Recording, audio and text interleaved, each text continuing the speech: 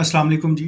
एसएससीपी ने जो 7 स्केड्यूल है कंपनीज एक्ट का, जो फ़ी को डिफ़ाइन करता है, चाहे वो कंपनी इनकॉर्पोरेशन की हो, चाहे फॉर्म्स फाइलिंग की हो, तो एसएससीपी ने जो फ़ी है उसको 10% से इंक्रीज़ कर दिया है। एसएससीपी ने लास्ट ईयर अप्रैल में 7 स्केड्यूल को रिवाइज़ किया था और उसमें लिखा था कि हर साल जो फ़ी है वो 10% के हिसाब से इन्हांस करेगी। मैं आपको जो सर्कुलर अभी आया है वो मैं आपको दिखा देता हूँ। सर्कुलर नंबर 13 ऑफ 2024 और ये 15 मई का है। Circular for increase of fee in 7 schedule of the companies act, और ये अल्ट्रेशन कर रहा है जो पिछले साल अप्रैल 20 में जो 7 स्केड्यूल आया था। The Securities and Exchange Commission of Pakistan, in exercise of its power conferred by subsection 2 of section 507 of the Act, made certain amendments to the 7th schedule of the Act through aforementioned notification. In pursuance of the above, the fee mentioned in sub-item 1, 2, and 8 of item 1, sub-item 7 of item 2, sub-item 7 of item 3, and sub-item 5 of item 4 of the 7th schedule of the Act are subject to a 10% increase after lapse of 1 year from the date of said notification, जो पिछले साल का था जी। तो उन्होंने लिखा हुआ है कि हर साल 20th को जो फ़ी है वो इन्हांस हो जाएगी।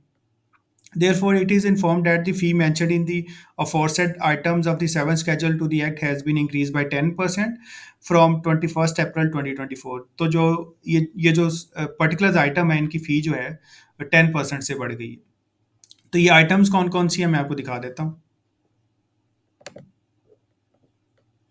तो अगर हम उधर चलें, तो ये जो आइटम 1 है, ये देखें, आइटम 1 का सब आइटम 1, 2 एंड 8, 1, 2 एंड 8 की जो फ़ी है वो बढ़ गई है। तो मैं आपको दिखा देता हूँ 1, 2 और 8 में क्या आ रहा है। तो जनाब 1 में जो कंपनी इनकॉर्पोरेशन फ़ी है, वो बढ़ गई है।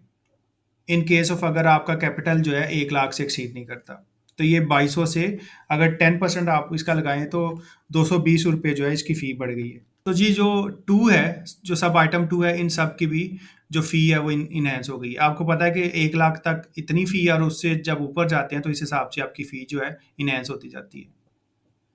तो ये सब आइटम 1 आ गई, 2 आ गई, और इसके बाद अगर मैं 8 पे जाऊँ, तो ये देखें, तो जितने भी आप ऑनलाइन फॉर्म्स फाइल करते थे उनकी फ़ी थी पहले ₹1000 और ऑफलाइन फ़ी थी उनकी 1500। अब ऑनलाइन फ़ी उनकी चली गई है जी 1100, ₹100 का इंक्रीज़ आया है, और ऑफलाइन फ़ी चली गई है 1650। इसके अलावा बाकी हम देख लेते हैं बाकी आइटम्स कौन-कौन सी हैं। आइटम 2 का 7 है, आइटम 3 का 7 है और आइटम 4 का 5 है, तो ये भी देख लेते हैं। आइटम 2 डील कर रही है जो हम एनपीओज़ के फॉर्म करते हैं, जो रजिस्टर्ड है अंडर सेक्शन 42 के तहत। तो अगर इसका मैं 7 जाऊँ, तो ये 7 भी जनाब ऑनलाइन फॉर्म्स हैं जी।